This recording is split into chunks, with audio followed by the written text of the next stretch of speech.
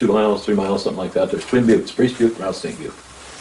Family lived in their home between the buttes, and this lady gets up in the morning, makes coffee. She stands in the kitchen window looking out over the sink toward Rattlesnake Butte, which is the one farthest west, and it's a distance of a half a mile, maybe a little bit more.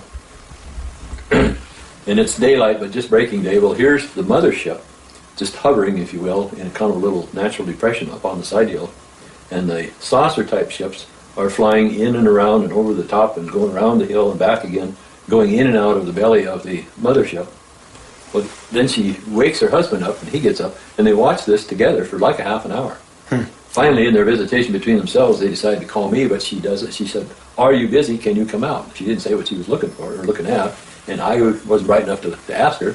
I just said, "Yeah, I'll be right there." So I got dressed and went out, and unfortunately, I drove right by where this had been. Oh. Yeah, and it turns out it left before I got there, but I didn't know why it was going or what I might have been looking for or looking at. But she gave the two of them, they gave a pretty explicit description of what they saw, and they called it a cigar-shaped mothership because of the entry and exits of the little guys into the bottom of it. And she said it went out of sight by going west around the hill, and then just because of the hill, it was gone. Was she fairly close to it?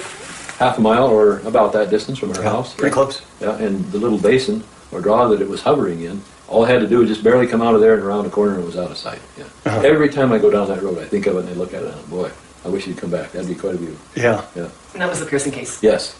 Yeah. And that one, they never had a reoccurrence. And farm people, just good, solid people. And see, first thing in the morning, that's what you woke up to. Certainly don't think anybody ever lied to me about it. Okay. I never felt that anybody was, not setting me up, but there just because they wanted some notoriety or something. It's something they saw, and I do pretty good interviews. If I'm looking at you for some reason, I've got a reason to talk, and I can do interviews. So I think I have the ability to pull that out of somebody if they're not being truthful. Right. I never ever felt that way from the people I talked to. Just good people.